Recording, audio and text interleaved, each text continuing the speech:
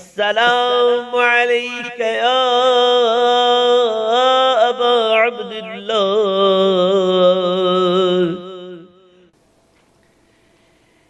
حق سبحانہ و تعالیٰ فرماتا ہے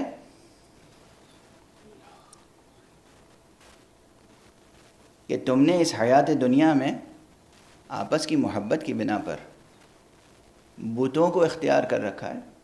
مودۃ بینکم فی الحیات الدنیا. یہاں اوثانن کا جو لفظ ہے، اوثان وثن کی جمع ہے، بت. اس سے ہرگز وہ بت صرف پتھر کے بت مراد نہیں ہے، اس سے وہ بت مراد ہیں کہ جو کسی قوم کے رہنما بن جاتے ہیں باطل طریقے سے. باطل رہنما، امام سوء، امام باطل، غلط لیڈر، غلط رہنما، اور اس کو لوگ آپس کی محبت اور مروت اور آپس کے تعلقات اور دنیا کی مصلحتوں کے تحت اس کو مانتے رہتے ہیں. توجہ ہے؟ ان کی شان کیا ہے قیامت میں؟ حق سبحانہ و تعالیٰ ایک جگہ نہیں، ایک سے زائد مقامات پر قرآن میں یہ مضمون آیا ہے کہ قیامت کے دن یہ ایک دوسرے سے خود بیزاری اور براءت کا اظہار کریں گے. یہاں بھی ہے، سورہ اعراف میں بھی ہے، متعدد سوروں میں ایک دوسرے سے براءت کا اظہار کریں گے. وہ کہیں گے پروردگار اس پہ دوہرا عذاب فرما. وہ کہیں گے پروردگار ہم نے کیا کیا تھا؟ یہ خود اپنے عمل کے ذمہ دار ہیں، ہم نے تو صرف گمراہ کیا تھا، اب یہ گمراہ ہوگا، یہ تو ان کی ذمہ داری ہے نا. اور پروردگار عالم دونوں پر دوہرا عذاب کرے گا. کیوں دونوں پہ دوہرا عذاب کرے گا؟ انہوں نے گمراہ کیا اور تم جان بوجھ کر گمراہ ہوئے.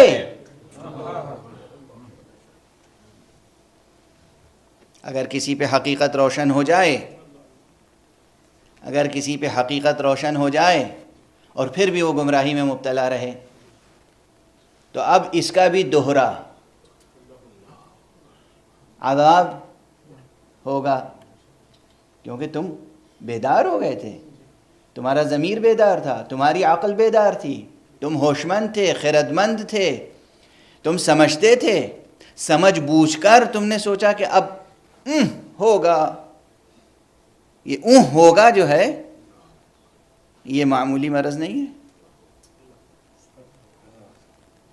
بات حق کی ہے، بات حق کی ہے. قیامت میں کیا کریں گے یہ؟ یکفر بعضکم ببعض، ایک دوسرے کا انکار کریں گے، ایک دوسرے کی تکفیر کریں گے، ایک دوسرے کو گمراہ ٹھہرائیں گے. اور یہی نہیں، وَيَلْعَنُ بَعْضُكُمْ بَعْضًا، اور ایک دوسرے پہ لعنت کریں گے. اگر لعنت ایسی ہی نازیبہ چیز ہے تو حق کے سامنے مجال ہے کہ کوئی نازیبہ حرکت کرے؟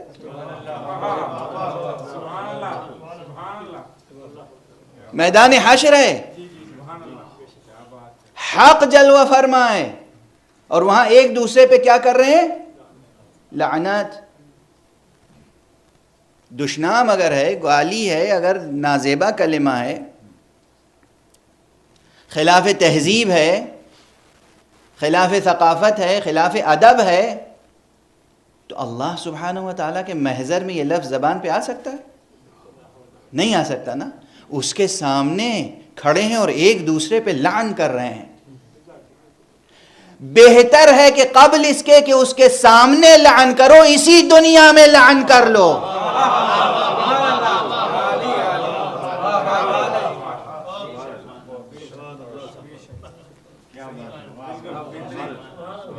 اس دن کا انتظار نہ کرو کہ وہاں جا کے اللہ کے سامنے ایک دوسرے پہ لعن کرنے کی ضرورت پیش آئے.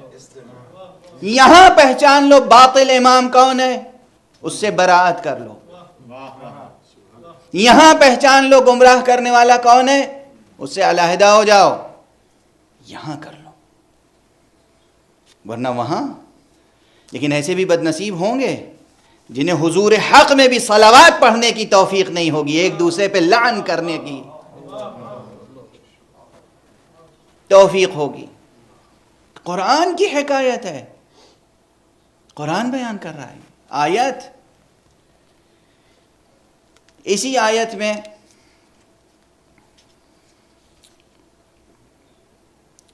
وقال الذين كفروا للذين آمنوا اتبعوا سبيلنا ولنحمل خطاياكم وما هم بحاملين من خطاياهم من شيء إنهم لكاذبون وليحملن أثقالا مع أثقالهم وَلَيُسْأَلُنَّ يَوْمَ الْقِيَامَةِ عَمَّا كَانُوا يَفْتَرُونَ وَلَيُسْأَلُنَّ، اور ضرور ان سے سوال کیا جائے گا۔ حق سبحانہ و تعالیٰ کے ناموں میں سے ایک نام ہے دعائے جوشن کبیر، آپ نے پڑھنے کی سعادت حاصل کی ماہ مبارک رمضان میں۔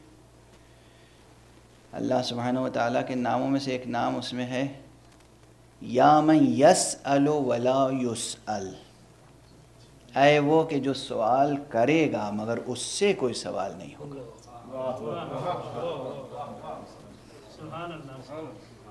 یہ اس کی شان ہے، یہ اس کی عظمت ہے۔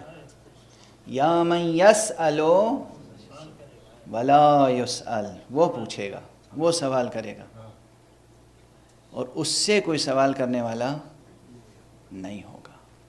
یہ اس کے ناموں میں سے ایک نام ہے، اور اس سے مترادف اور بھی نام ہے۔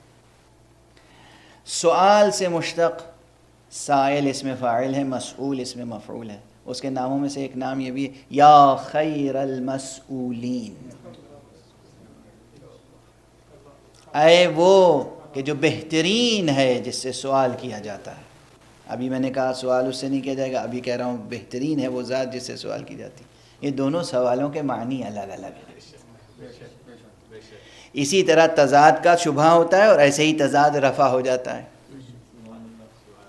ابھی میں نے کہا کہ اس سے سوال نہیں ہوگا، وہ سب سے سوال کرے گا، لیکن اسے کہا جا رہا یا خیر المسئولین، یہ بھی اسی دعائے جوشن کبیر میں۔ خیر المسئولین، مسئول جس سے پوچھا جائے، خیر المسئولین بہترین وہ ذات جس سے سوال کیا جائے۔ یہاں مقام دعا کے ریفرنس سے بات ہے،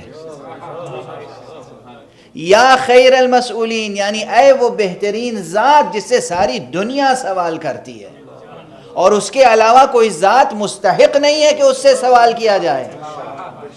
اس کے علاوہ کوئی کسی ذات کی شان نہیں ہے کہ اس سے سوال کیا جائے، اس سے مانگا جائے۔